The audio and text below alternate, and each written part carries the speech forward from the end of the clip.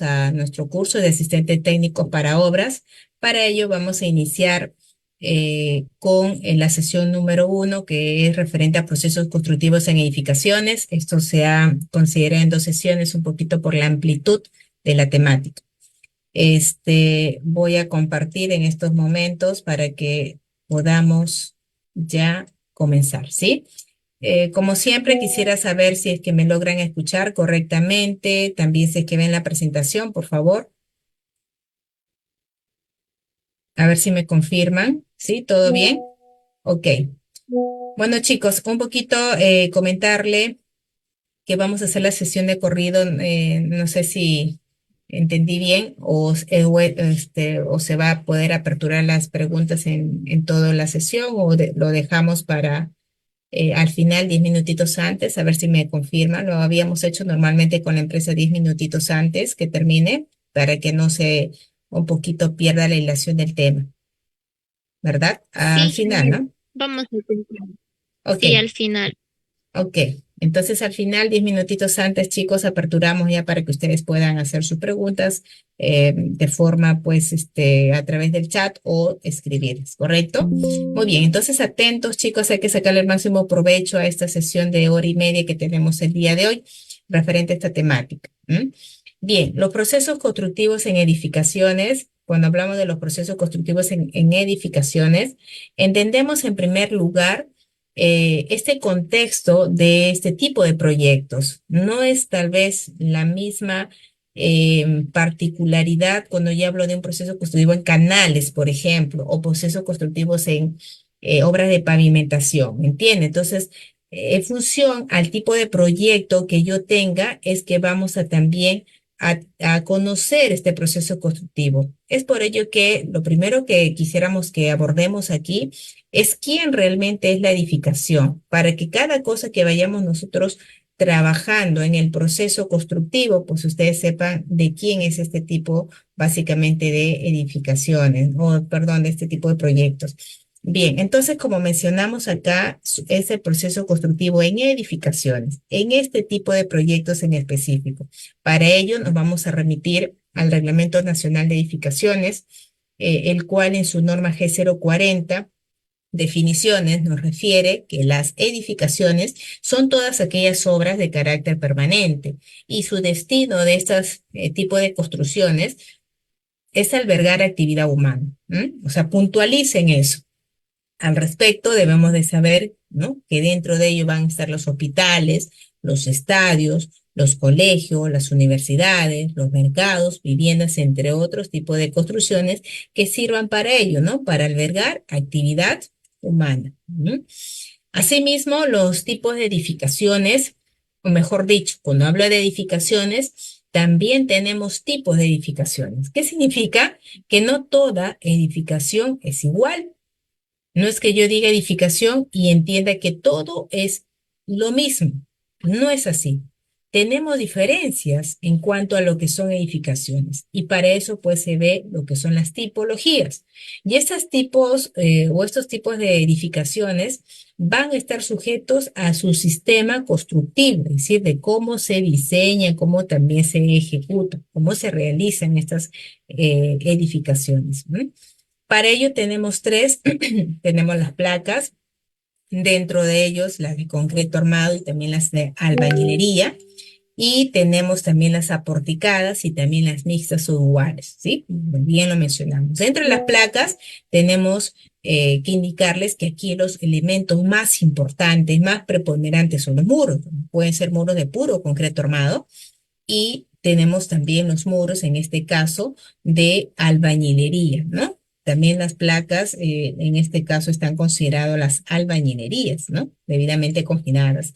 Y las aporticadas, que en este caso está constituido por los pórticos. ¿M? Acá los elementos más importantes son los pórticos, columnas y vigas, ¿sí?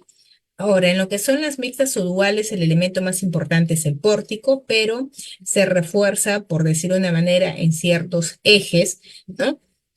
Con el tema de una placa, ¿no? Después de la evaluación estructural, vemos que en ciertos ejes hay que elevar rigideces y por lo tanto se necesita una placa, pero el elemento más importante sigue siendo el pórtico, ¿no? Sino que acá trabajan los dos, ¿no? Tanto los pórticos como también las placas, ¿ya? Ahora, para entender esto también ustedes dirán, ingeniera, ¿y cuándo sé que es albañilería o placas? ¿Y cuándo sé que es aporticado? ¿Cuándo sé que es mixto dual? Entonces, en mi experiencia, debo decirles que eso va a estar en función a dos tipos de consideraciones, las técnicas y las económicas, ¿no? En cuanto a la consideración técnica, diríamos que va a depender principalmente de la mecánica de suelos que se haga en la zona donde se quiere construir esa edificación y también dependerá de la categoría de la edificación, ¿no? ¿Qué tipo de categoría va o qué categoría tendrá esa edificación para con eso un poquito definir en cuanto a este tipo, ¿no? De edificación. Y por supuesto también que se va a tener que tener en consideración la parte económica, ¿no? De saber cuánto me costará, ¿no? Esa edificación. Y con eso, pues, definir finalmente qué edificación en la que nosotros, pues, tendríamos que aquí emplear, ¿ya?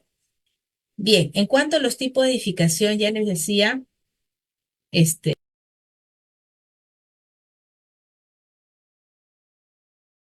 bien, entonces referente a esto, como ya les mencionaba, las edificaciones de albañilería confinada, los elementos más importantes son las albañilerías debidamente confinadas.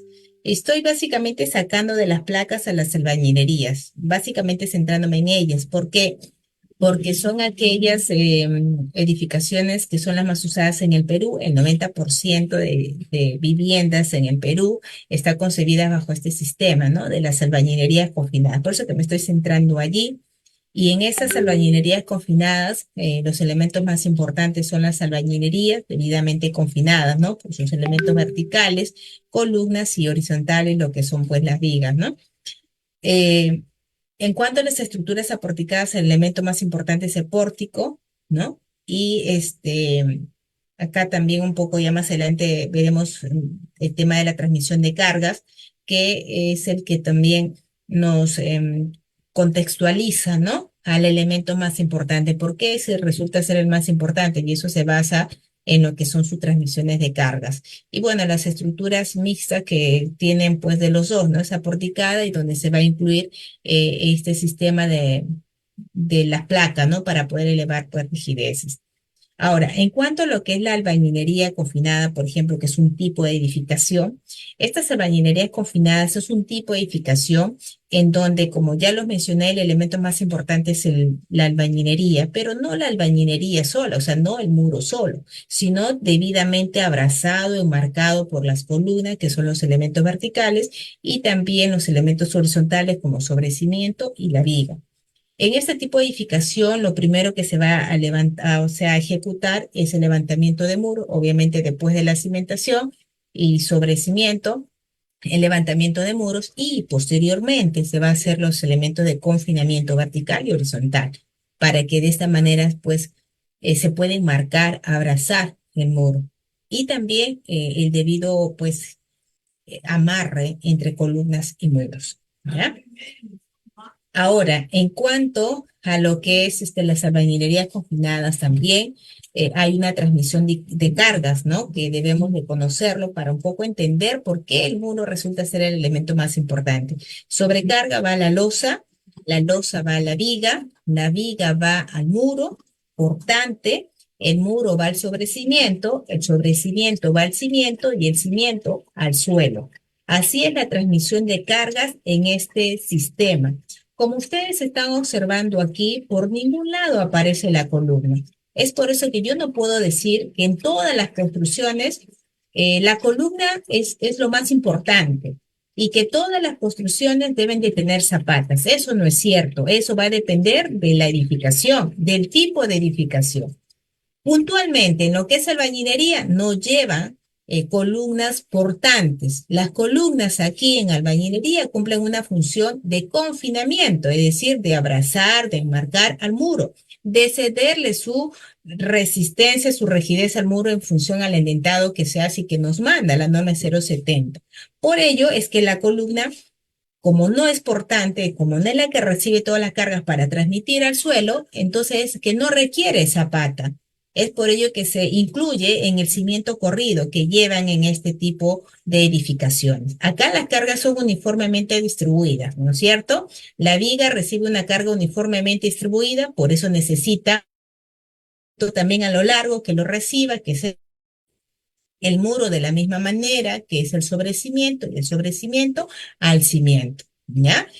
Entonces, por eso, nuevamente repito, que quitaron a veces las telarañas pensando en que todas las construcciones deben de tener zapatas, o que mi columna debe de ser la más grande, con más acero para que resista más. No, primero me pregunto, ¿qué tipo de edificación es la que voy a diseñar, la que quiero yo hacer? Y por ende también la que vamos a construir. ¿Ya? Entonces eso tengamos un poquito de cuidado. Los elementos de una albañilería confinada pues son los cimientos, sobrecimientos principalmente y las columnas que son elementos de confinamiento. Pero podríamos reemplazar al cimiento y sobrecimiento por una platea de cimentación también, ¿no? Pero comúnmente es un cimiento corrido de concreto ciclope y un sobrecimiento que puede ser simple o puede ser armado, dependiendo de las consideraciones estructurales. En cuanto a lo que es una edificación aporticada, la cosa es diferente. Aquí el elemento más importante es el pórtico. Y en función de la secuencia de cargas que ustedes están observando, vemos sobrecarga va la losa va a la viga va a la columna va a la zapata y la zapata al suelo. Acá no vemos muro, que la carga se transmite a un muro, sí, una columna, y la columna lo tiene que llevar a su cimentación, que en este caso es una zapata. Entonces aquí sí amerita que en la cimentación vaya un elemento puntual como es las zapatas. Aquí sí amerita que a más cargas la columna sea más grande, tenga más acero. Aquí sí, ¿m? Aquí es diferente. Es por eso que ustedes ven columna, zapatita, porque la carga la recibe la columna y la columna la tiene que dar a alguien, ¿no? Que es en este caso su cimentación y su cimentación lo tiene que llevar al suelo. Por ende, por ende, su cimentación es variable también, principalmente va a ser de concreto armado, ¿no? Principalmente de concreto armado, zapatas, ¿no? Aisladas, conectadas viga de cimentación, cimiento reforzado, ¿no? Podría también incluirse una cimentación profunda. Eso dependerá de la mecánica de suelo. Lo cierto es que hay una gama en cuanto a estas cimentaciones que podríamos nosotros incluir, no como la albañilería, ¿no? Que es cimiento y sobrecimiento, nada más. ¿No? Acá es diferente, acá dependerá de la mecánica del suelo, lo otro, bueno, también para el tema de predimensionamiento, pero en cuanto a lo que debería de ir, pues va a haber un poquito de un abanico de posibilidades, ¿ya? Todo dependiendo de la mecánica, repito. Eso es en cuanto, chicos, a las edificaciones. Entonces, de ese tipo de construcciones vamos a hablar en cuanto al proceso constructivo, ¿ya? Para ello, entendamos que los procesos constructivos se definen como un conjunto de fases, de pasos a seguir para poder consolidar, edificar, materializar un edificio, una edificación. Que esta serie, cuando yo digo pasos, ¿sí? Cuando yo digo pasos, entonces estoy diciendo que primero voy a ir desde abajo, ¿no? Luego voy a ir subiendo, subiendo, subiendo. Eso es proceso constructivo. Es el conjunto de pasos, es el conjunto de fases sucesivas, enlazadas, lógicas, de inicio a fin, para poder realizar algo, chicos. Eso es secuencia, eso es, perdón, proceso constructivo. Y va muy de la mano con lo que es una secuencia lógica, ¿no? Porque una secuencia lógica te dice, ya, para hacer esto, primero haces esto, luego hacemos lo otro. O te dice, tal vez, vamos haciendo esto y paralelamente hago lo otro. Entonces te da una estrategia de trabajo para finalmente nosotros también optimizar y llegar a un objetivo, ¿sí? Al respecto, debo decirles que todo proceso constructivo va amarrado de una secuencia lógica, o al menos es una herramienta que les recomiendo. Yo cada vez que hablo de proceso constructivo digo, ¿y cuál es tu secuencia lógica? Porque la secuencia lógica, de una forma, vamos a decir, didáctica, te permite conocer cómo se construye, cómo inicio, cómo desarrollo y cómo termino. Es una estrategia, una herramienta muy buena, que a mí me ha dado muy buenos resultados, tanto como profesional y bueno, también como conferencista y también, bueno, como especialista, ¿no? Para mí es muy buena esta herramienta. Entonces aquí me permite a través de esta serie de pasos ecográficos, didácticos, entender cómo se construye, en este caso específico, una edificación de albañilería confinada, por ejemplo, ¿no? Entonces, ¿qué nos dice aquí la secuencia lógica? Que primero se tiene que realizar las obras provisionales, dentro de ellas las construcciones provisionales. Luego nos dice que continuamos con los trabajos preliminares, tras su replanteo, también habilitar el acero para las columnas, habilitar el material sanitario también. Luego de ello, ¿sí? Luego de ello nos dice, vamos a continuar. Una vez que tú habilitas el acero, te dice, continúa con la colocación de acero de columnas. Y paralelamente también vamos a continuar después que hemos hecho la nivelación tras el replanteo con la excavación de zanjas. Y después que hemos hecho la habilitación de material sanitario, continuamos con la colocación de pases. Fíjense ustedes en esta primera presentación de la secuencia lógica, que esos numeritos te dicen, mira, para hacer dos, tengo que haber hecho uno. No puedo ir de frente a dos, ¿me entienden? Tengo que ir a uno, tengo que primero consolidar uno, terminar uno e ir a dos. Dentro de estos dos se aperturan estas actividades y significa esto tres debajo, o sea, tres debajo de esto cuatro y debajo de cuatro cinco, significa que esto se puede hacer en paralelo. Significa que esto se hace en paralelo, o sea, al mismo tiempo. No es como uno o dos, ¿no? Que primero teníamos que hacer uno para luego ir a dos. No, acá te dice que se puede hacer al mismo tiempo. Terminado estas tres actividades al mismo tiempo, continuamos con esas partidas como están ahí, ¿no? Primero haces tres, luego seis. Primero haces cuatro, luego siete. Primero haces cinco, luego ocho. Luego nos dice que una vez que has colocado el acero de las columnas, que has hecho la excavación de zanjas para cimientos corridos y que has colocado tus pases de desagüe, montante de desagüe y ventilación, una vez que han cumplido con esas tres partidas, ¿qué pasa? Vamos a vaciar los cimientos corridos. Recién así, ¿ven? Entonces ya te da la apertura de decir, ah, ya, una obra o una edificación, iniciamos así. Te permite, miren ustedes, organizar recursos, te permite planificarte, te permite saber en qué tiempos harás tus actividades de forma rápida, recursos que debas de disponer, organización en general de tu obra. ¿Mm? Entonces, luego que hemos vaciado los cimientos corridos, paralelamente nos dice que puedes ir habilitando la madera para encofrados de sobrecimientos. Una vez que hemos terminado de habilitar la madera y hemos terminado de vaciar cimientos corridos, vamos a proceder a encofrar los sobrecimientos.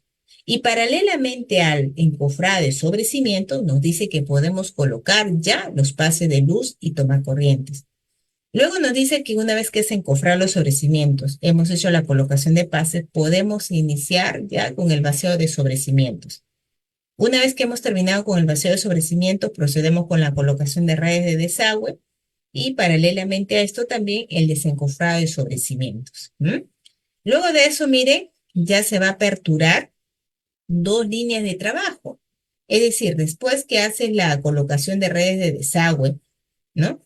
¿Qué vamos a proceder? Relleno debajo y encima del nivel terreno natural, eliminación del material excedente, apisonado, colocación de tuberías de agua y tomacorrientes. Y paralelamente a esto, después de haber hecho desencofrado y sobre cimientos, paralelamente a esto, ¿no? ¿Qué vamos a hacer?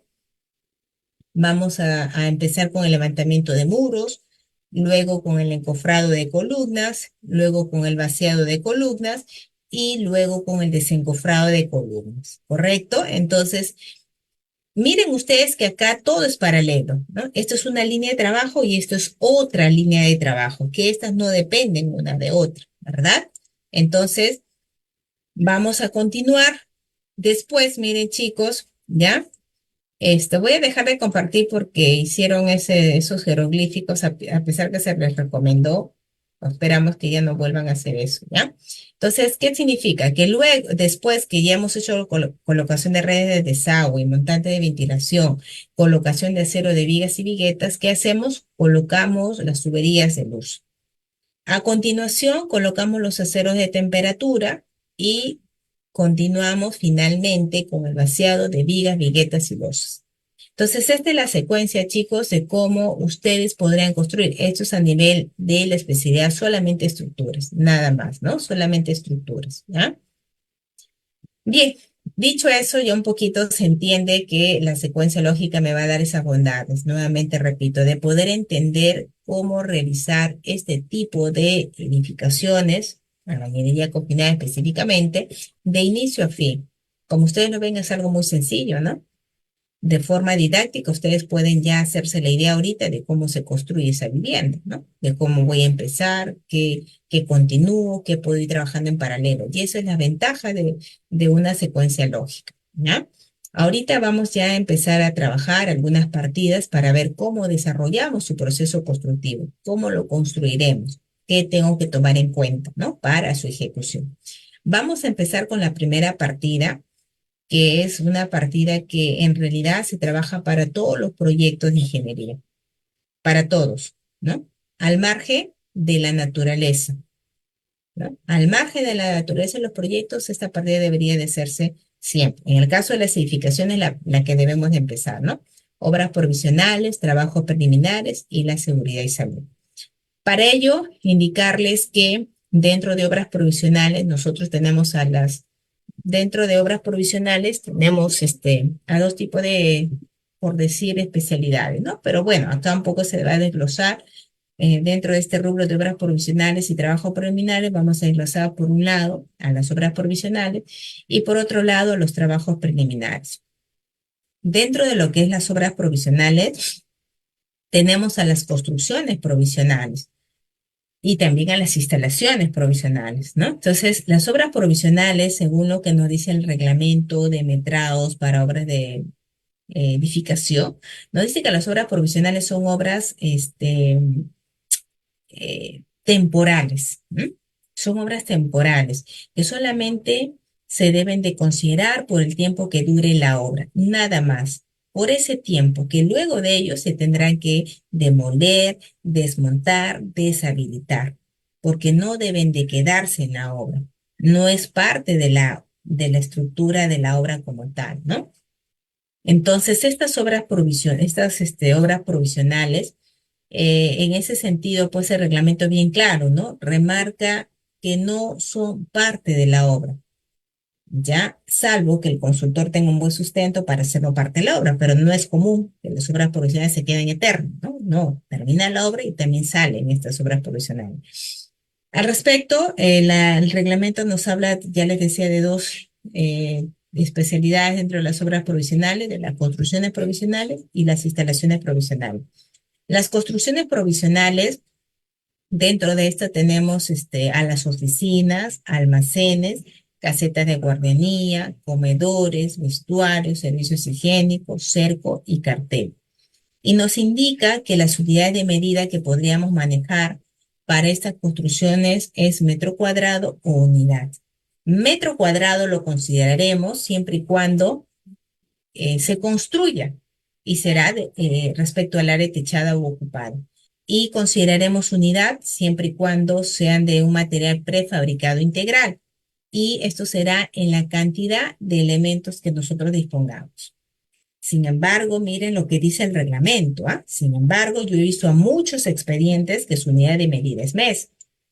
Entonces, ante eso, ahí vemos una deficiencia. No deberían ir estas construcciones provisionales con la unidad de medida mes. Estaría mal eso.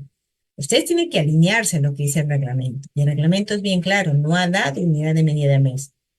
No es esa unidad mes una unidad concebida para una partida.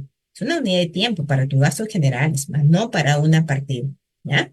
Entonces ahí un poquito tomen en cuenta ello. Vamos a ver rápidamente qué nos dice las normativas referentes a estas construcciones provisionales. Miren, las oficinas nos dice que eh, deben de tener una altura libre de 2,20 m, su área mínima debe ser de 10 metros cuadrados, y deben de tener una buena iluminación y ventilación. ¿Mm? Asimismo, en lo que son los almacenes, indicarles que estos deben de estar dentro de la zona de construcción, debe de estar lo más corto posible al lugar de uso de los materiales, no debe haber filtración, tampoco, digamos, estar en una zona donde vaya a deteriorarse fácilmente los materiales o equipos. Como que acá guardamos todo eso, hay que ubicarlo estratégicamente de tal manera que esos agentes, ¿no? Atmosféricos no nos vayan a dañar los materiales. La caseta de guardería de la misma manera debe de tener una altura libre de 2,20 m, un área mínima de 10 metros cuadrados y poseer una buena ventilación e iluminación. Los servicios higiénicos, nos dice la norma G050, en seguridad durante la construcción de nuestro Reglamento Nacional de Edificaciones, que en toda obra deben de instalarse servicios higiénicos portátiles o servicios higiénicos fijos que estén conectados a una red pública.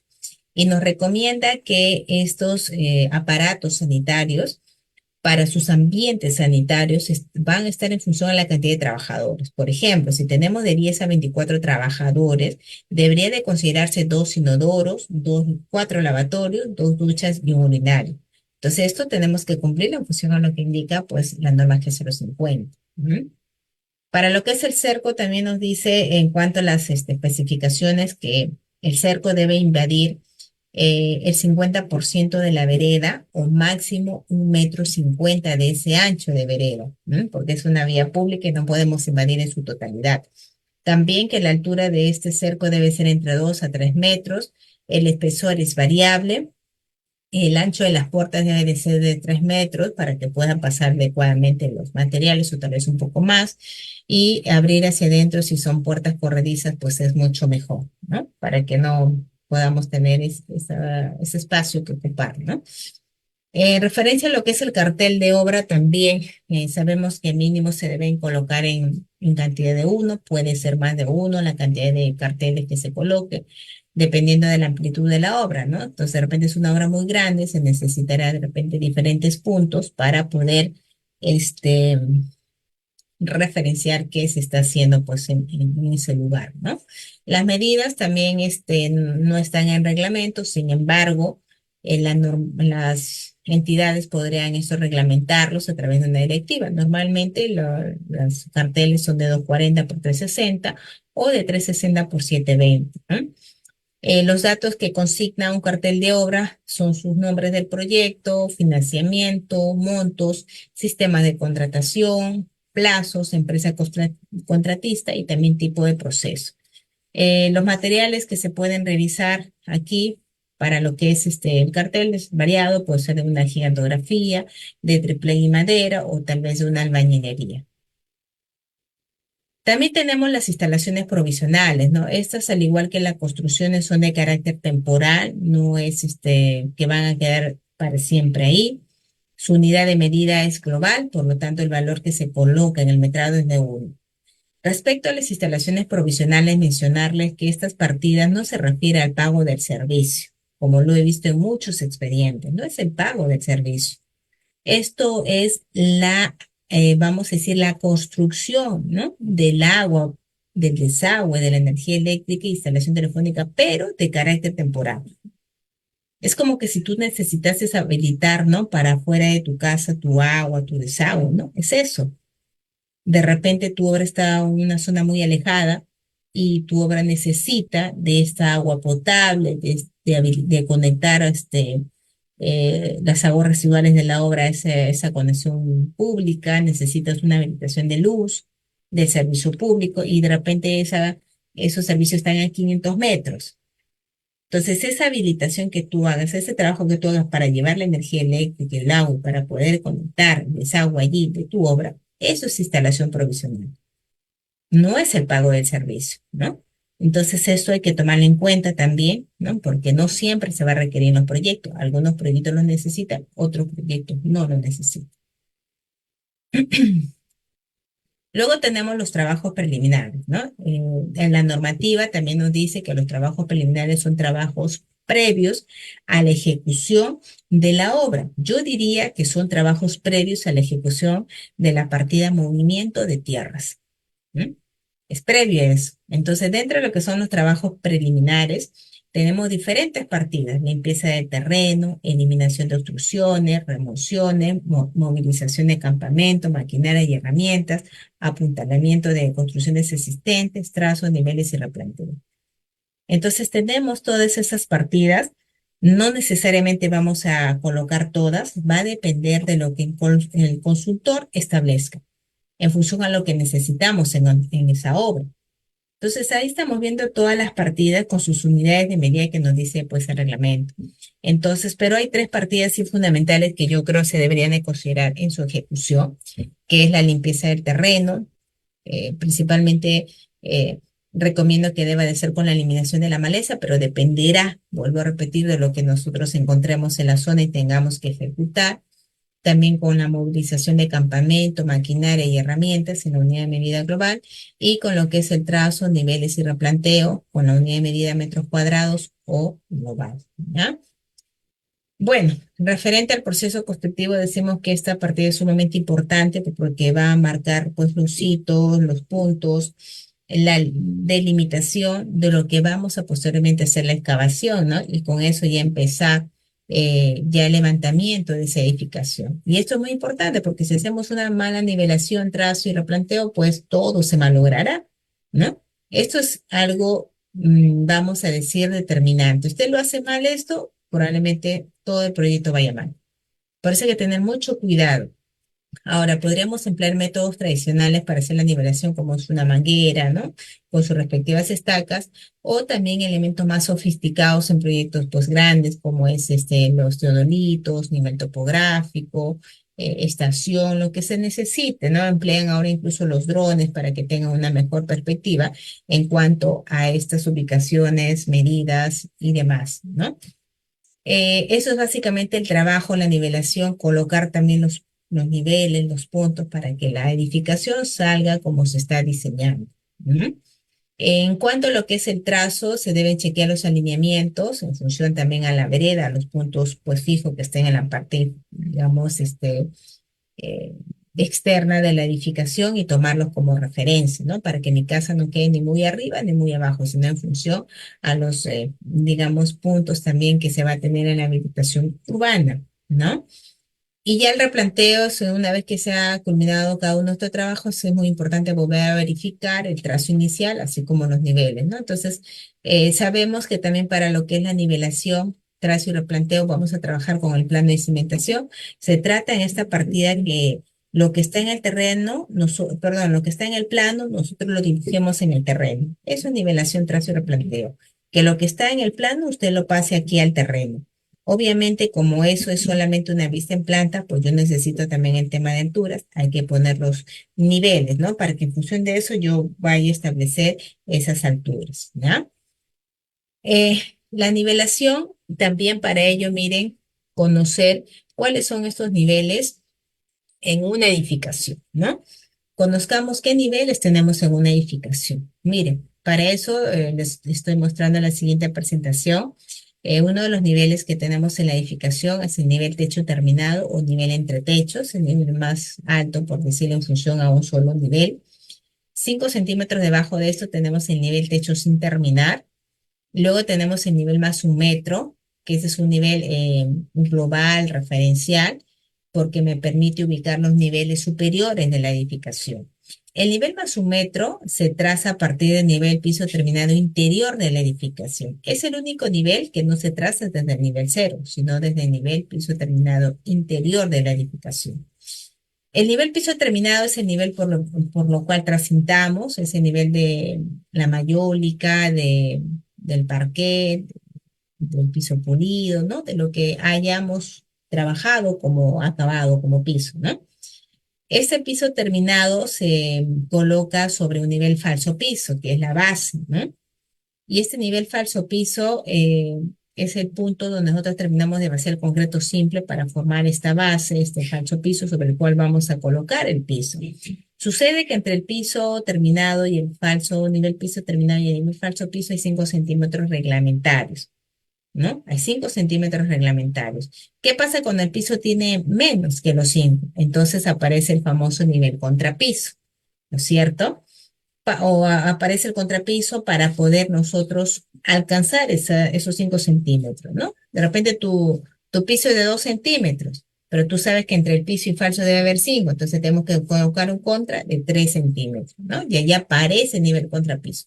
No siempre va a pasar así, va a depender de los niveles, vuelvo a repetir que se establece en los planos.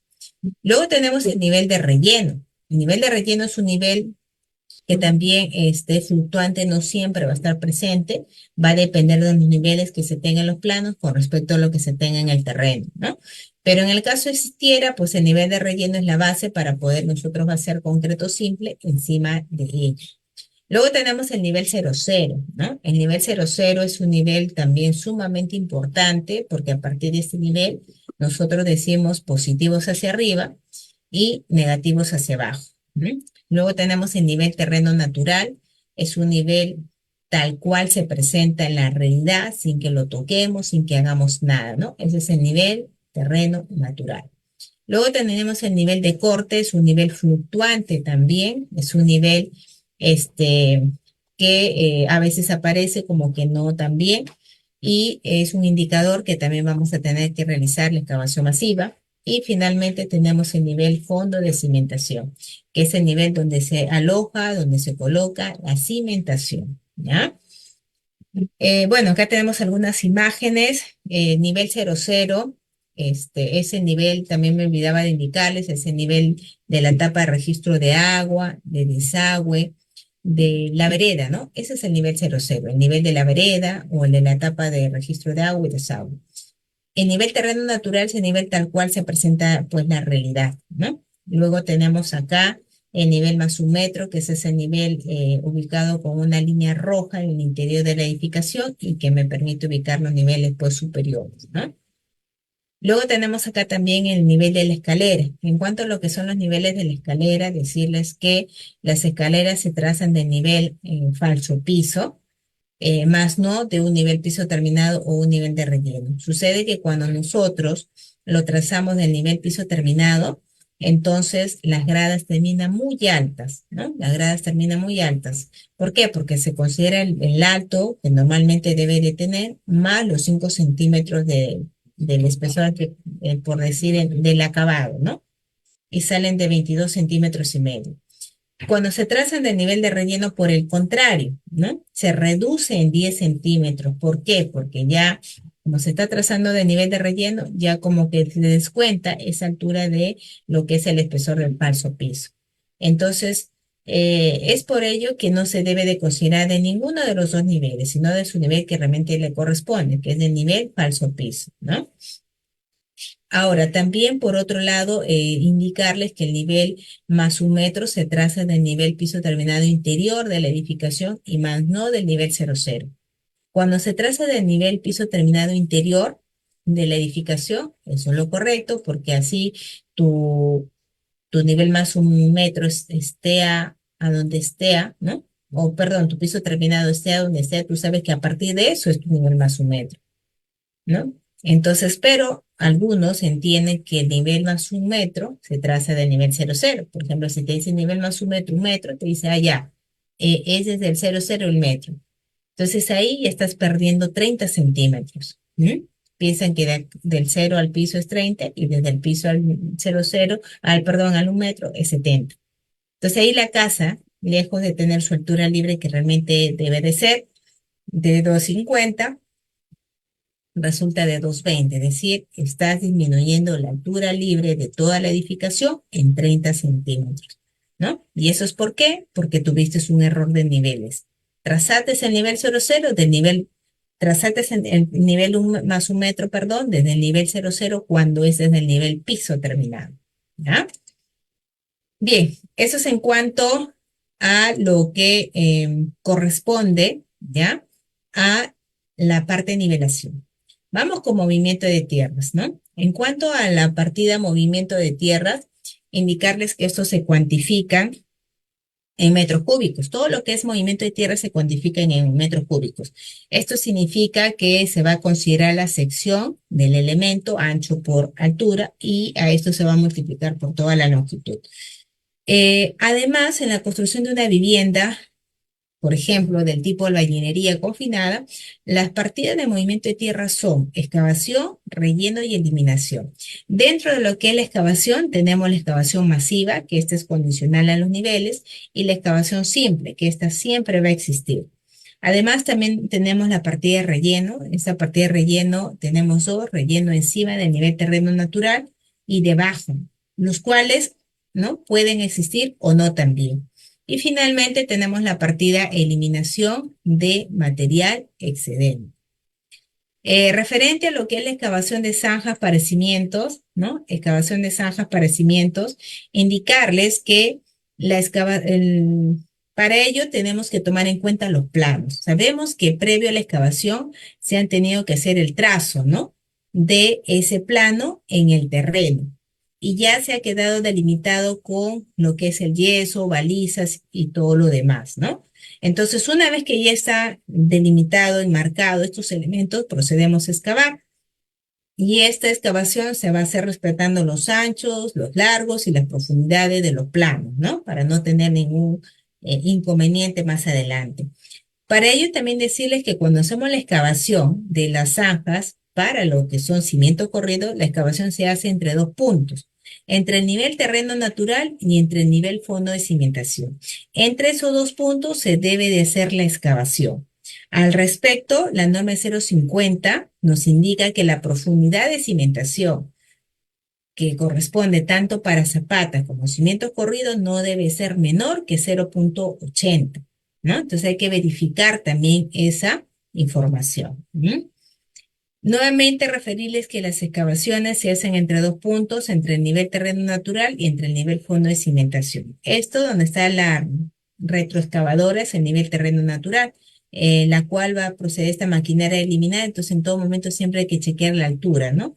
Esta altura, como les digo, está referida desde el nivel terreno natural hasta el nivel fondo de cimentación. Para lo que son las excavaciones, miren ustedes, como ya les mencioné, tenemos dos tipos de excavaciones, ¿no? La excavación simple y la excavación masiva.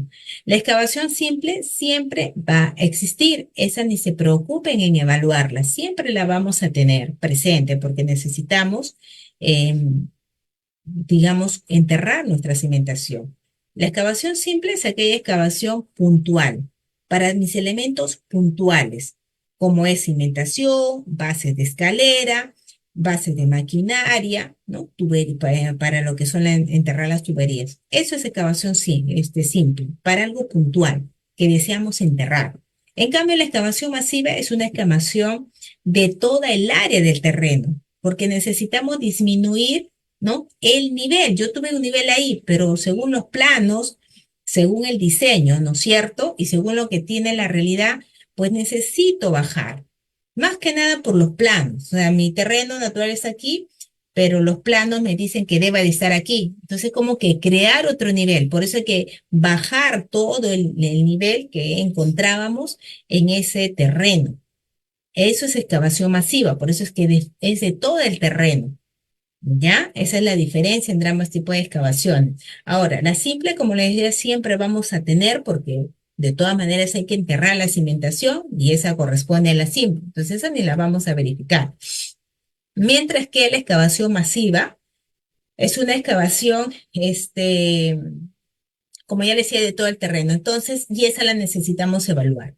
En el caso hayan las dos excavaciones que hacer, estas van a darse de la siguiente forma. Pero antes de eso, siempre recordarles que la excavación se hace entre dos puntos, entre el nivel terreno natural y entre el nivel fondo de cimentación. En el caso de las dos excavaciones, primero aparecerá la masiva.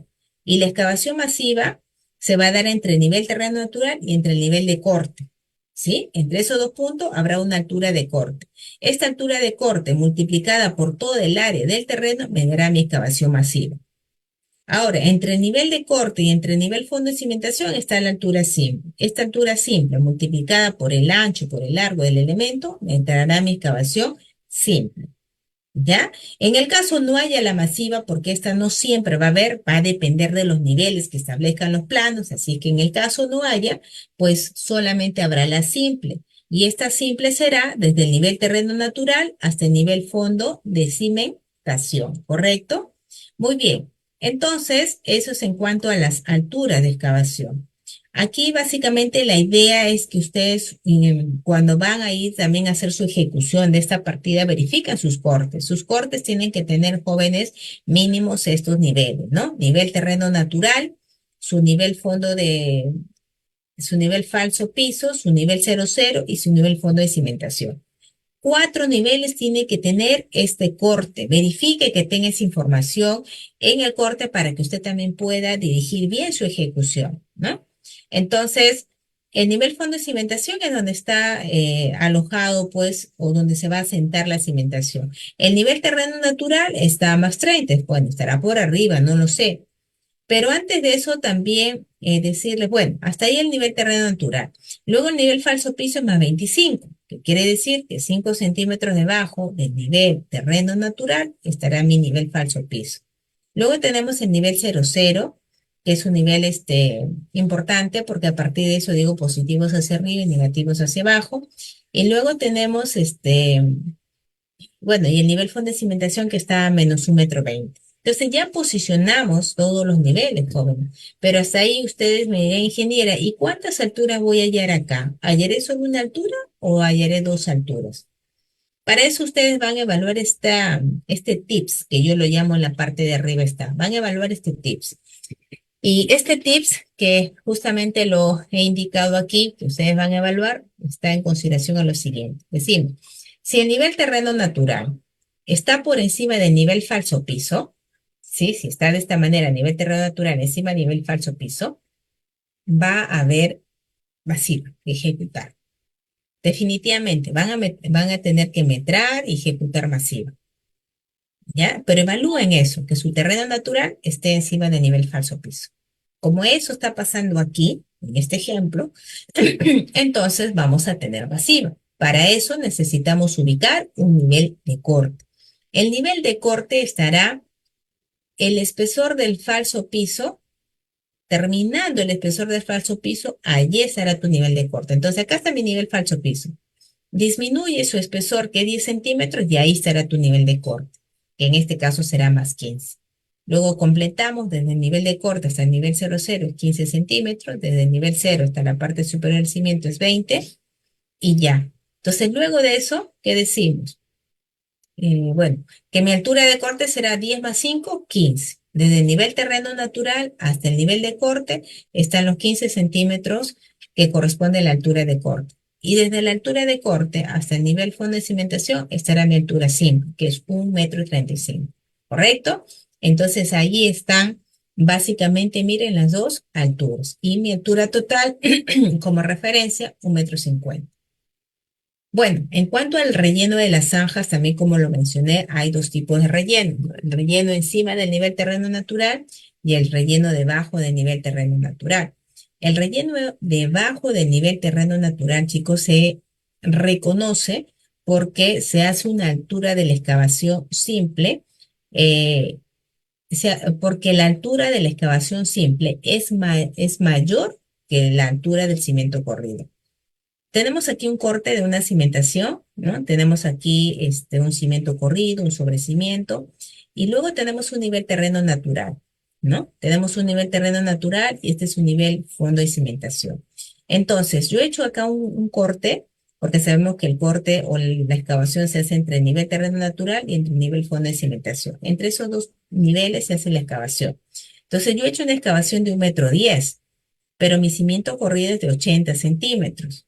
Entonces me está quedando un espacio vacío de 30 centímetros. Entonces este espacio vacío que se está generando en todo lo largo del cimiento corrido, esto se llama relleno debajo del nivel terreno natural.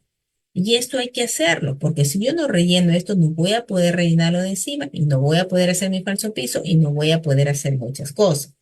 Por eso que lo tengo que ejecutar, lo tengo que rellenar. Y justamente en la imagen se ve cuál corresponde, ¿no? Esta es una imagen real. Y bueno, acá hemos rellenado fin del sobrecimiento, fin del cimiento. Y esto se ha considerado todo lo que es el relleno debajo del nivel terreno natural. Una vez que se haga este relleno debajo del nivel terreno natural, ya recién podremos ejecutar el relleno encima del nivel terreno natural, ¿no? Luego tenemos el relleno encima del nivel terreno natural. ¿Y cómo reconocemos que tenemos que realizar este relleno, esta partida? Porque mi nivel falso piso resulta estar por encima del nivel terreno natural. Cuando tu nivel falso piso está por encima del nivel terreno natural, entonces tendrás que ejecutar este relleno encima. Y este relleno encima es un relleno también llamado masivo, que se hace entre los sobrecimientos en toda el área de la edificación, entre los ambientes, ¿no? Digamos por ambientes y entre los sobrecimientos. Este relleno, encima de este relleno se coloca pues la tubería de agua fría, agua caliente y también toma corrientes. Vemos aquí un corte, acá estaba el nivel terreno natural, pero tu nivel falso piso está en más 25. Sabemos, acá el nivel falso está encima del nivel terreno natural, está por encima, 25 centímetros arriba. Sabemos que el espesor del falso es 10, eso es concreto, ¿no? Pero ¿sobre qué se va a centrar el concreto? Porque no, el nivel terreno natural está más 0,0. O sea, falta 15 centímetros para que pueda digamos, tenerse en las alturas completas, porque yo no voy a vaciar, imagínense, si el espesor, el nivel falso tiene que quedar a 25, pero el nivel terreno natural está a 0,0. Por lo tanto, si el espesor del falso es 10, pues necesito 15 de colchón, de base, ¿no? Para poder nosotros realizar esta ejecución. Muy bien, eso es en cuanto a lo que refiere a la partida de relleno. Sabemos que ya la eliminación del material excedente va a depender de la excavación y relleno, ¿no es cierto? Va a depender de esas dos partidas. Si es un material, vamos a decir, propio, si vamos a rellenar con material propio, entonces eliminaremos después que rellenamos. Si vamos a eliminar, perdón, si vamos a rellenar con material de préstamo, entonces todo lo que hemos nosotros el excavado lo eliminaremos cuando es un material de préstamo, ¿no? ¿Por qué? Porque todo lo que está ahí básicamente no me va a servir para rellenar. Entonces excavo y elimino, porque traeré otro material para rellenar. Pero si voy a rellenar con ese material que excavo, entonces luego que termino de rellenar se eliminará. ¿Ya? Bien, eso es en cuanto a lo que es movimiento de tierra, ¿sí? Ahorita vamos a hablar de las partidas referente a las obras de concreto simple, ¿ya? En el caso de las albañilerías confinadas, mencionarles que en las obras de concreto simple tenemos tres partidas clásicas, ¿sí? Los cimientos corridos, los sobrecimientos y el falso piso. Los cimientos corridos, su unidad de medida es metro cúbico, el sobrecimiento, su unidad de medida es para el encofrado y encofrado metros cuadrados y para el concreto metros cúbicos. Y para lo que es el falso piso, su unidad de medida es metro cuadrado. Este rubro comprende el cómputo de los elementos de concreto que no llevan armadura metálica, involucra también a los elementos de concreto ciclopio, resultante de la adición de piedras grandes en volúmenes determinados al concreto simple, ¿no? Entonces, viéndonos la primera partida que es cimiento corrido, bueno, también hay pasos que seguir. Lo primero es que se haga la preparación de la zanja, ¿no? Para lo que refiere a la preparación de la zanja, debemos indicarles que antes de iniciar el vaciado del concreto para el cimiento corrido, que es un concreto ciclopio, se debe verificar que la zanja sea limpia, que tenga la altura indicada en los planos. Luego de ello se procede a humedecer las paredes para que cuando agreguemos el concreto no absorba todo el agua del concreto, ¿no? De esa mezcla, ¿no? Es una de las, digamos, técnicas empíricas que se realiza para poder garantizar que el concreto no pierda esa agua, ¿no? Que se ha colocado en su diseño, como en su fabricación. A continuación, luego que preparamos las zanjas, se procede con el vacío del concreto. Para eso hay que fabricar un concreto ciclopio con una dosificación 1 en 10 más 30% de piedra grande, cuya relación agua-cemento sea de 0,8 y cuya cuantificación de material sea el siguiente, ¿no? 2,9 bolsas de cemento, 0,83 metros cúbicos de hormigón, 0,48 metros cúbicos de piedra mediana y 0,10 metros cúbicos de agua, todo eso para un metro cúbico de concreto. Este vaciado, una vez que ya se ha fabricado, debe de hacerse por capas, es decir, se va a hacer una capa de concreto, luego se colocarán las piedras grandes y así sucesivamente hasta llegar a la altura deseada. También indicarles que acá se tiene que tener cuidado ya en dejar los pases para lo que es el desagüe, ¿no? Se tiene que evaluar también con el plan de instalaciones sanitarias para dejar los pases y luego no estar picando, ¿no? Los cimientos corridos. Posteriormente también hay que hacer la compactación del concreto. Durante la colocación del concreto se debe de compactar y esto se hará con la ayuda de un material, de una varilla, ¿no? Para que puedan, digamos, eliminar los vacíos. Y finalmente se hace el curado del concreto. El Reglamento Nacional de Edificaciones en su norma 060 nos indica que debe mantenerse el concreto a una temperatura por encima de los 10 grados centígrados, permanentemente húmedo, por lo menos durante los 7 primeros días después de su colocación. Decíamos que hay algunas consideraciones constructivas a tomar en cuenta en esta ejecución del cimiento corrido, por ejemplo, que coloquemos los pasos o huelgos de las tuberías de desagüe para luego no picar la cimentación y de esta manera pues se debilita, ¿no? Entonces hay que trabajar a la par con el plano de instalaciones sanitarias. Otra de las consideraciones constructivas es que nosotros coloquemos varillas de acero cada 15, cada 20 centímetros en la cimentación corrida y se deje la longitud para el sobrecimiento, de tal manera que vamos a hacer una adherencia entre lo que es el cimiento y el sobrecimiento, ¿no? De tal manera que se ve esta conexión. Normalmente algunos hacen la adherencia del rayado entre cimiento y sobrecimiento, pero eso no tiene muy buenos en realidad resultados, ¿no? Lo que ya en algunos años ya se ha comenzado a trabajar es con esta conexión a través de varillas, ¿no? Esto va cada 15, cada 20, como les mencioné, tanto horizontal como vertical, y de esta manera se arma el sobrecimiento y también unimos cimiento con sobrecimiento, ¿no? Para lo que es bueno, este es el cimiento, ¿ya? Este es el cimiento. Ahora, en cuanto a lo que es el sobrecimiento, que es otro elemento de concreto simple, también puede ser armado, pero en este caso lo vamos a ver dentro del concreto simple. La cuantificación, ese concreto se debe de fabricar con una dosificación de 1 en 8 más 25% de piedra mediana, con su relación agua-cemento de 0,8 y con la cantidad de materiales por cada metro cúbico de 3,7 bolsas de cemento, 0,85 metros cúbicos de hormigón, 0,40 metros cúbicos de piedra mediana y 0,13 metros cúbicos de agua. Todo eso para un metro cúbico de concreto, ¿ya? 1 en 8 significa un pie cúbico de cemento y 8 significa 8 pies cúbicos de hormigón, ¿no? Y cuando dice 25% significa que del 100%, el 25% lo va a ocupar la piedra mediana y el 75% va a ser la mezcla de este concreto simple, ¿ya? En cuanto también al sobrecimiento, una vez que hemos fabricado este concreto en campo, ¿ya? Vamos a tener que ya hacer el encofrado del sobrecimiento. Primero es el encofrado del sobrecimiento, ¿no? Luego se termina de vaciar el cimiento, viene el encofrado del sobrecimiento. Recuerden la secuencia lógica, ¿no?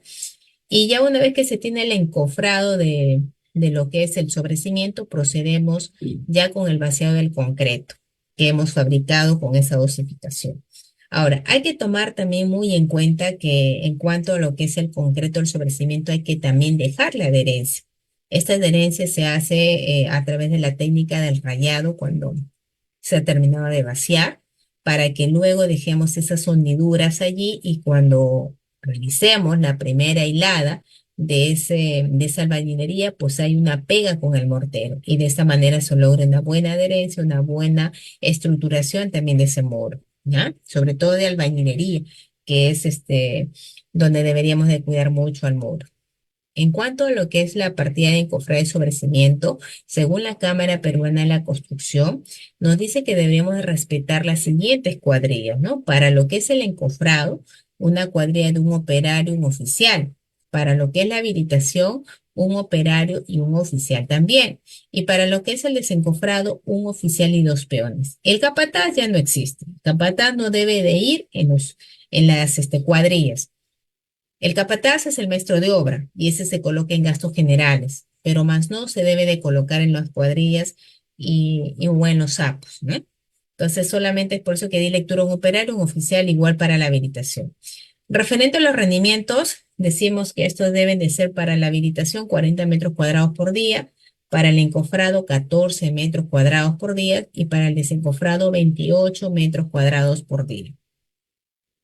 En cuanto a lo que es la habilitación de madera para encofrado, también hay que tomar en cuenta que las maderas deben de estar en un buen estado, limpias, no arqueadas y sobre todo no sobrepasen su número de uso. Y lo reconocemos porque, bueno, no deberían de estar muy desgastadas bajo estas características, ¿no?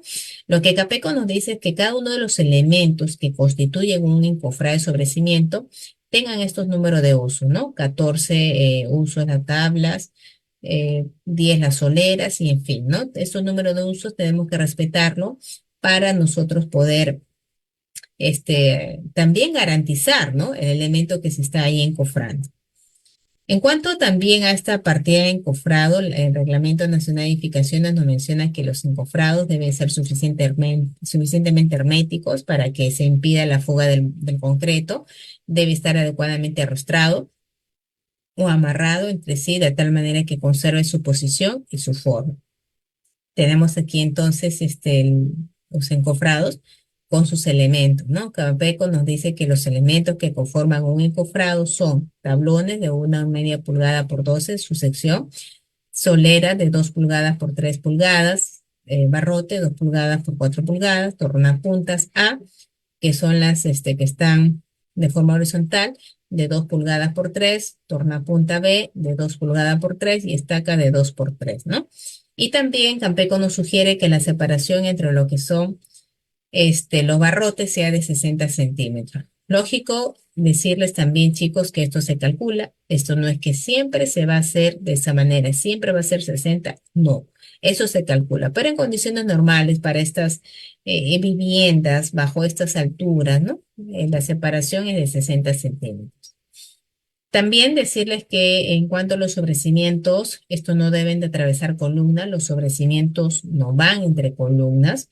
En donde hay columnas, los sobrecimientos se cortan, ¿no? ¿Y cómo se corta? Colocando, perdón, colocando estas tablas, ¿no?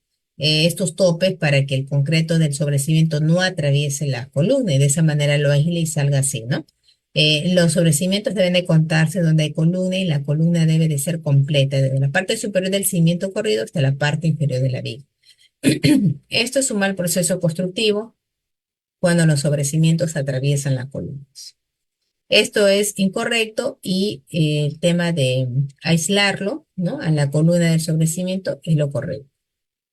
También los sobrecimientos no deben de ser cortados donde hay umbral de la puerta, porque estos deberían seguir estando allí, ya que según el reglamento de metrados para verificación, pues el falso piso va entre las caras interiores de los sobrecimientos, ¿no? Entonces, por lo tanto, en cuanto a la altura de sobrecimientos, también deberían llegar hasta el nivel, pues, falso piso, ¿no?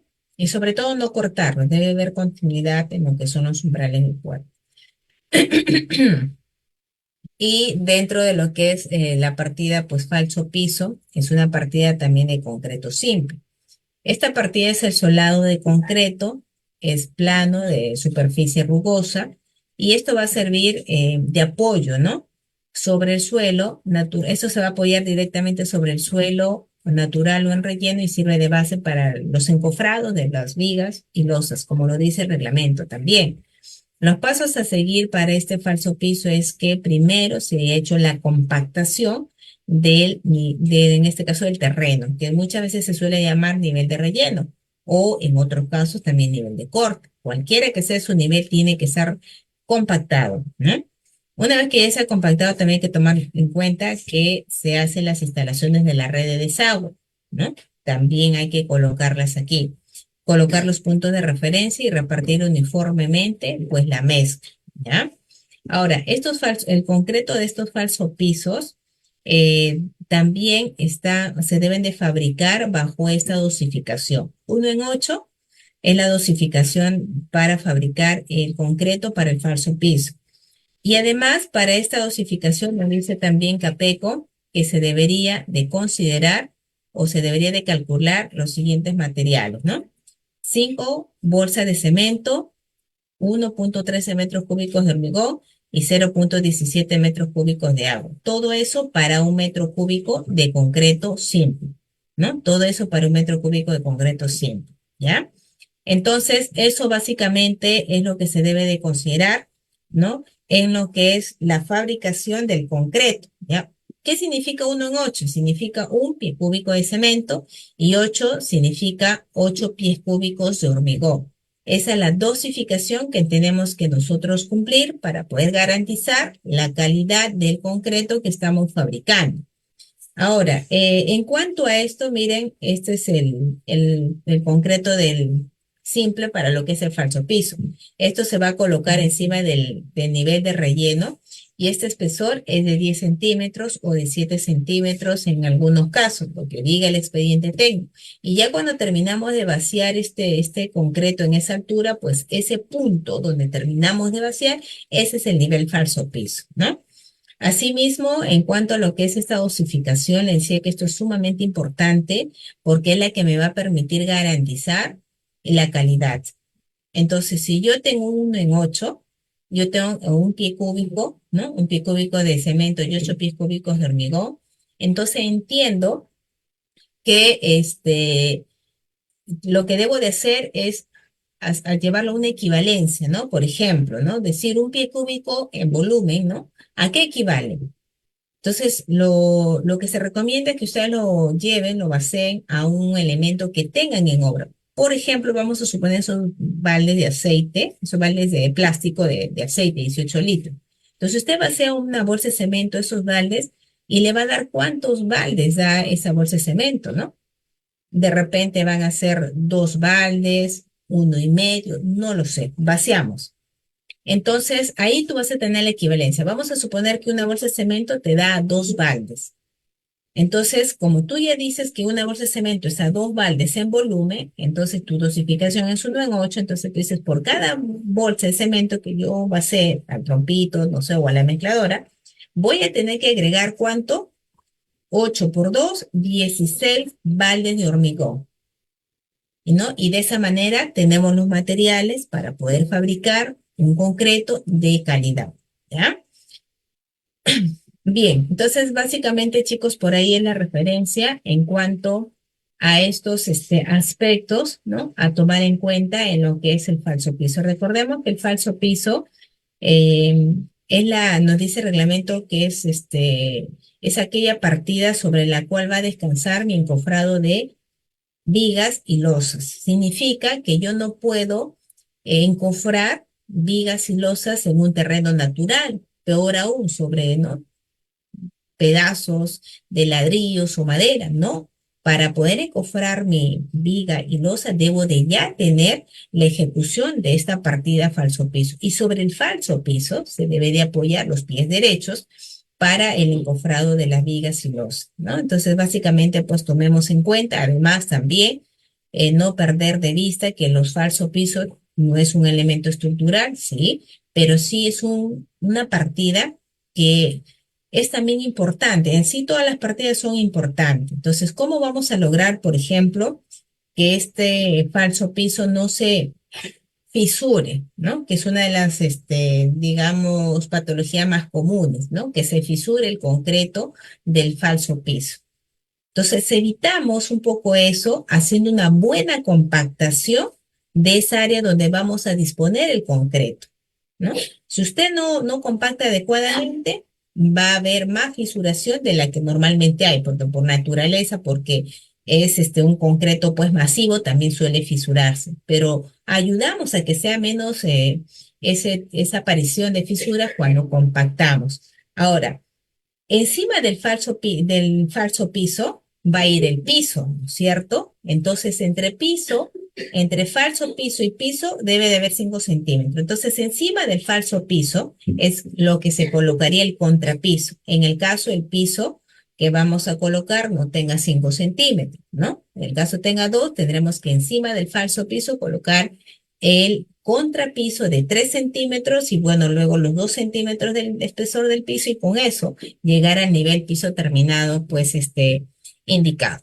¿correcto? Entonces ese es el procedimiento, chicos, siempre hay que tomar en cuenta la parte normativa. En el caso de los concretos hay que cuidar mucho la dosificación porque es la que te va a garantizar la calidad de ese concreto que tú estás fabricando, ¿sí? Bien, muchísimas gracias. Ya creo que podemos dar ya lugar a las preguntas para poder terminar también en el tiempo que esté adecuado. Gracias.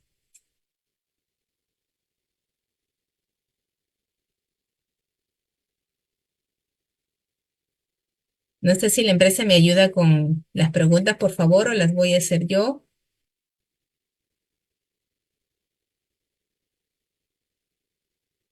A ver si la empresa me ayuda, por favor.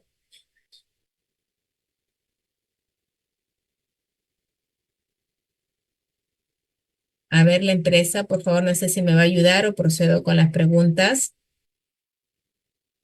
Ingeniera, bueno, vamos ya a empezar a las preguntas. Por favor, levanten la mano para poderles dar el pase para poder realizar las preguntas, por favor. Según van levantando la mano, les vamos dando acceso, por favor. A ver si alguno de nuestros participantes tienen alguna consulta, alguna duda. Por favor, le habilitamos el micrófono y una persona que ha ingresado con su número de DNI. Posteriormente a Grace. Ya tienes acceso, por favor, el que ha puesto su número Ingeniero, de buenas DNI. noches. Sí, buenas noches, le escucho. ¿Qué tal? ¿Qué tal, ingeniera? Una consulta. Habló el tema de las escaleras. Eh, eh, ¿Cuánto es lo recomendable para el tema de acabados, ¿no? En el caso sea de repente solamente una escalera pulida, ¿no? Entonces, ¿cuánto se consideraría en el paso y en el contrapaso? Porque a veces nos dicen 1,5, nos dicen 2, nos dicen 3, nos dicen 4, a veces en el contrapaso. Entonces, según usted, ¿cuánto es lo normal y lo que uno puede considerar para eso, ¿no? ¿Te refieres al espesor de lo que es el acabado del Claro, revestimiento? ya, sí, hablemos en tema de acabado, porque el estructural, bueno, la estructura, pues 25, 17,5, 18, depende de la altura que Ujú. tengamos entre piso y techo, ya se Claro, considera ahí, ¿no? Solamente un poquito el tema por el tema del acabado, ¿no? claro. Considerando que sea, solamente hablemos de una escalera que sea pulida nada más, paso y Ajá. contrapaso. Claro. Mire, el espesor en cuanto a lo que son acabados, se considera entre centímetro y medio a 2,5 centímetros, ¿no?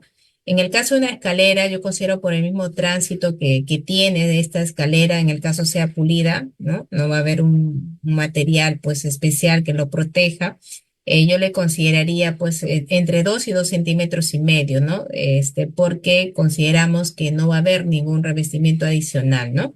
Para que de esta manera también podamos ayudar a la parte estructural, porque los acabados en sí tienen un objetivo que uno va a ser la parte ya de la vista, por decirlo, la parte ya arquitectónica, ¿no? La vista, lo que quede bonito, pero un objetivo en nuestro punto de vista, pues, de ingenieros es más que nada, pues, protección, ¿no? ¿Por qué usted tarajea un muro? Porque quiere proteger al muro, más que se vea bonito. Nosotros los ingenieros que somos más de garantizar la seguridad y la calidad, es que ese muro, pues, no sea dañado por agentes externos, ¿verdad? Entonces, de igual manera en la escalera, yo le recomendaría que vayan en esos espesores.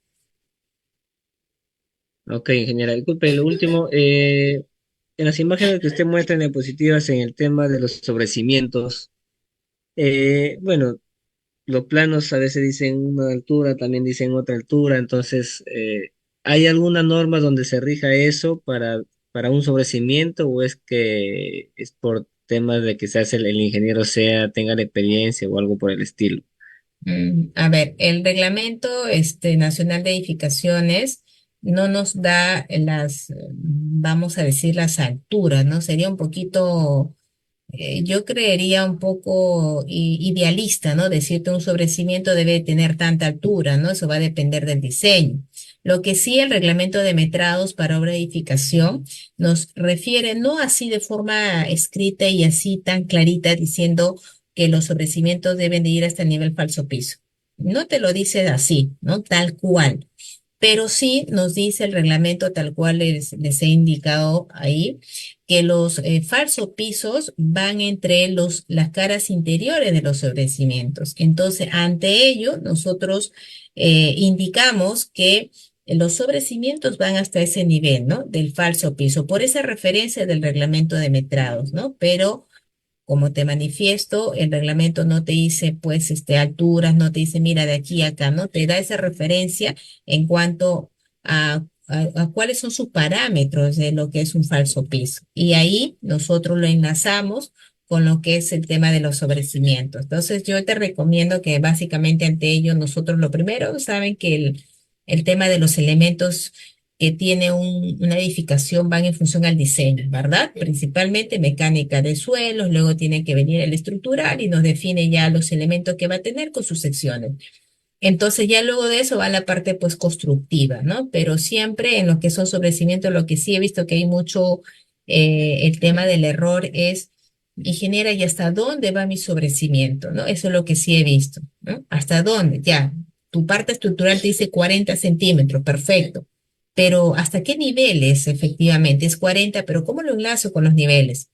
¿No? Entonces ahí he visto un poquito, entonces por eso que ahí va, ante ese vacío, por decir de una manera, va la interpretación del reglamento, donde nos dice que los sobrecimientos o los falsos pisos van entre las caras interiores de los sobrecimientos. Por eso es que recomendamos que vayan hasta ese pues nivel, ¿no? Y donde van pues los umbrales de la puerta, siguiendo ese lineamiento de reglamento, se entiende que va a ir sobre cimiento, ¿no? Va a ir sobre cimiento, no tendría por qué cortarse, tendría que seguir, ¿no? Porque los sobrecimientos van hasta el nivel falso piso. Sí, claro, ¿no? Eso se entiende, ¿no? Sino que yo lo decía un tema porque un tiempo estuve haciendo un colegio y la verdad no mandaba sobre cimientos. Mm. Y había en provincia que al menos ahí llueve un poco la humedad, el tema del Claro, salitre también me dijeron, entonces todo eso se consideró, ¿no? Al final cerramos en que iba a ser un sobrecimiento de 15 centímetros del piso terminado hacia arriba. claro, eso también un poquito te iba a decir. Claro, tenemos una indicación por sí general hasta el nivel falso piso, pero dependiendo de lo que tú me mencionas, de esas consideraciones ya del suelo, del mismo lugar, es que nosotros sustentamos, ¿no? Que el sobrecimiento va a ser 15 arriba del piso, o 10 o 20, lo que sea necesario para poder proteger al muro, sobre todo, ¿no? Entonces, ante eso, pues van a haber dos alturas, por decir, una que sostiene el muro y el otro por lo que son los umbrales, ¿no? De la puerta.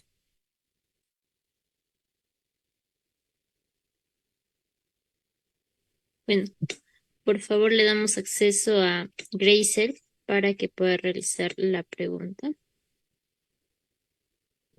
Ah, ingeniera, Sí, le escucho.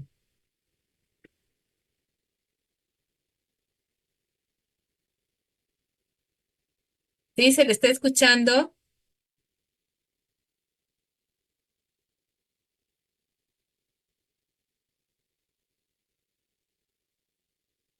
Creo que tiene tal vez problemas con el audio porque no le logramos escuchar. Por favor, a Miguel Ángel.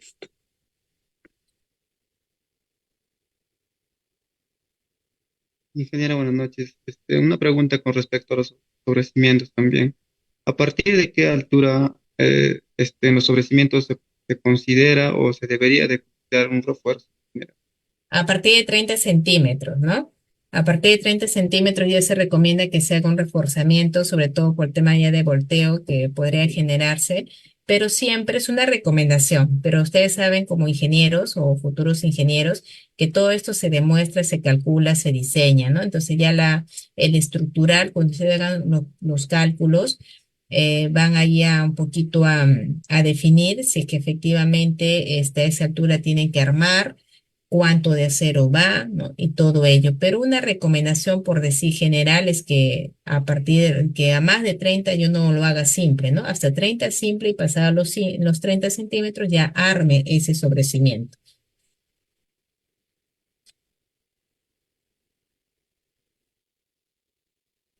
A ver, pasamos a Carlos. Carlos Gustavo, por favor, le damos el acceso. Muy buenas noches, ingeniera Quevedo. Habla el señor Carlos de la ciudad de Moquegua, Perú. Ah, La mucho gusto, pregunta, sí. La pregunta es muy buena, ¿no? La exposición que usted ha realizado durante esta hora y 20 de exposición sobre este curso denominado asistente de obra, ¿no? Perdón, asistente técnico en obras públicas, ¿no? Mi persona ha trabajado ya hace 15 años eh, atrás sobre asistente de obra, pero solamente 2 años trabajé. De ahí ya en otro rubro estaba trabajando. Ah, Entonces, ok. esta es muy buena, ¿no? Esta es muy buena, estas capacitaciones para que los profesionales que estamos presentes, tanto varones como damas, nos podemos especializar, ¿no? Y para no plaquear en estas obras civiles que vamos a tener en cuanto a edificaciones. Habló usted lo que es la secuencia lógica, ¿no? Es el proceso constructivo, ¿no? Que eso es muy importante. A mi parecer, primero lo que se debe hacer, o a la antigua que yo hacía, era que me daban el expediente técnico y tenía que revisarlo por lo menos 2 o 3 días, ¿no? Comprometerme en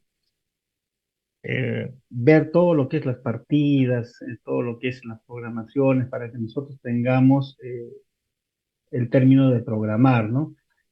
Y eso es lo que me quedó un poquito, no claro, ingeniera, de repente me puede reforzar, Claro. que es la secuencia lógica, ¿no? La secuencia Ujú. lógica para poder llevar un buen control, ¿no? Gracias. Claro. Gracias, Carlos. Bueno, sería ahorita un poquito complicado volverles a reforzar toda la secuencia lógica, pero lo que sí te debo de indicar, Carlos, es que tal cual lo has mencionado, si quisiera yo decir cuál es digamos, los pasos a seguir para poder hacer un buen proyecto, bueno, definitivamente lo primero que vamos a tener que hacer es la revisión de tu expediente técnico. Como bien lo has mencionado, lo hacemos también nosotros los ingenieros cuando estamos a cargo de un proyecto. Para lo que son obras por contrata, según el reglamento de la Ley de Contrataciones con el Estado, nos dice revisión de la experiencia, artículo 177, ¿no? Nos da plazos en función a la duración de la obra.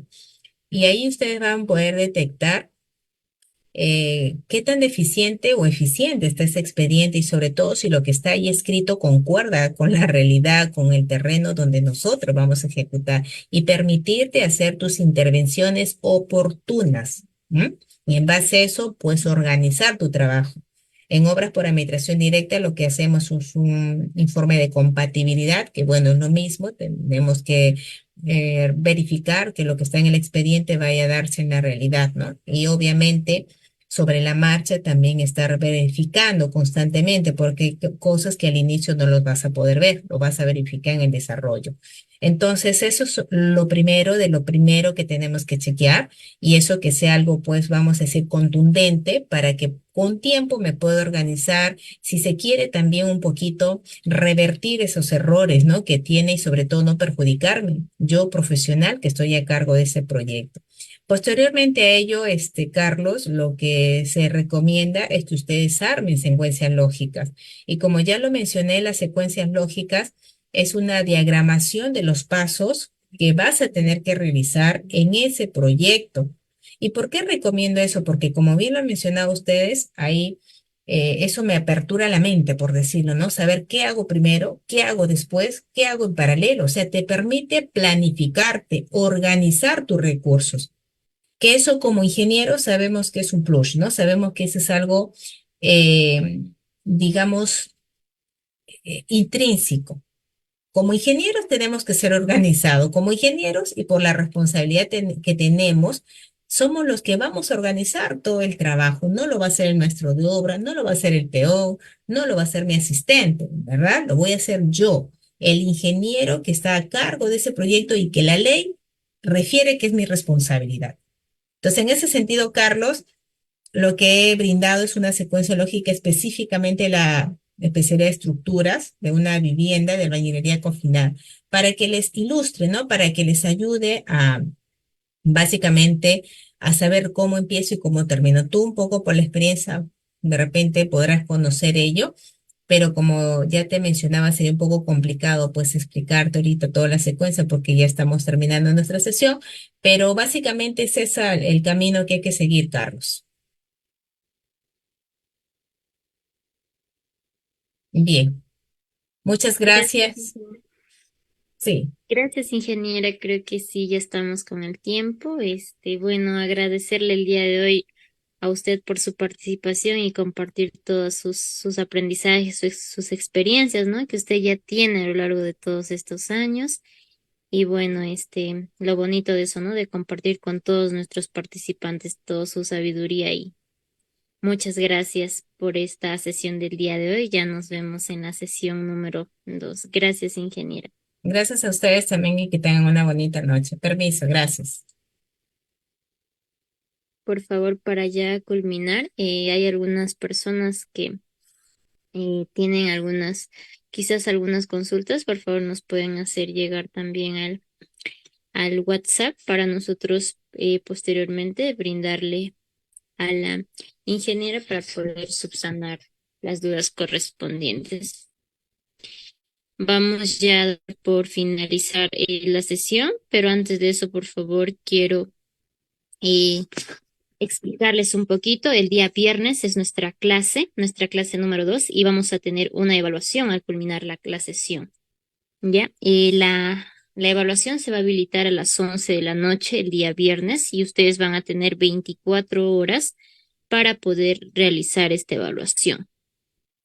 Todas las clases se van a manejar así. Los días viernes van a ser nuestras evaluaciones también, ¿ya? Eso es con respecto, ustedes tienen 24 horas, con respecto a la lista de asistencia que muchos me están preguntando, nosotros lo vamos a evaluar eso con el tema del Zoom que nos brinda la información de todos nuestros participantes que han ingresado el día de hoy. Y bueno, ¿no? También el video y los materiales, pues ustedes lo tienen en el grupo de WhatsApp que ya se les ha estado compartiendo, o si no, pueden ingresar a la página web de coesingenieros.com, se van a la opción de cursos y en la opción de formación académica, ahí tienen el listado de los cursos gratuitos. Y bueno, hay unas opciones, seleccionan la opción de el curso de asistente, ¿no? Sí, la clase ha sido grabada y también va a estar ya subida posteriormente a esto. Al finalizar la sesión, nosotros procedemos a subir el video de la clase. También ya está el material del día de hoy, así que ustedes van a poder repasar, van a poder ver el video otra vez para que puedan reforzar, ¿no? Es muy importante, por favor, que estén presentes o puedan incluirse a los grupos de WhatsApp porque nosotros estamos ahí. Es la primera atención que nosotros vamos lanzando los comunicados, las sesiones, las clases y todos. ¿Ya? Nuestra próxima clase es el día 19, no se olviden, es nuestra sesión número 2 y recuerden que tienen la evaluación. Bueno, del mismo modo, el día de hoy ha sido nuestra primera clase. Agradecerles a todos ustedes por su participación. Y bueno, esperemos que todas estas sesiones también sigan participando, sigan con ese compromiso, porque esto es un curso gratuito para ustedes. Y bueno, ¿no? Que viene con las evaluaciones para que puedan ustedes ver, ¿no? Su capacidad, ver si están aprendiendo o no. Y posteriormente, al final, si en caso desean, es opcional, pueden solicitar el certificado. Pero igual, de todas maneras, nosotros les recomendamos que ustedes puedan realizar estas evaluaciones porque es una manera que ustedes pueden medir sus conocimientos. Para ya poder finalizar, en COIS Ingenieros, inspira tu mente y aprende sin límites. Por favor, nosotros tenemos que hacer reportes al Colegio de Ingenieros y también vemos, ¿no? Como el tema de asistencia, por favor, les voy a pedir que puedan habilitar sus cámaras para poder realizar las fotos respectivas para nosotros poder tener esa data, ¿no? Por favor, les pido, muchas gracias a todas las personas que nos han estado viendo. Gracias, Leonardo, Jorge, Hugo. Espero que este curso haya sido de su agrado y que puedan culminar el curso, ¿no? Que sigan con ese compromiso, esa responsabilidad. Gracias, Camila. Gracias, Abelardo. Gracias, Edu. Por favor, en interno a todo el equipo, por favor, me ayuda con la fotografía respectiva del día de hoy. Gracias, Sofía, Nicole. Buenas noches, gracias, Rolando, John. A ver, a la voz de tres hacemos la fotografía. 1, 2 y 3. Gracias. Bueno, gracias a todos. Desearles una feliz noche y que Dios los bendiga y nos vemos el día viernes. Damos por concluida esta sesión. Gracias a todos.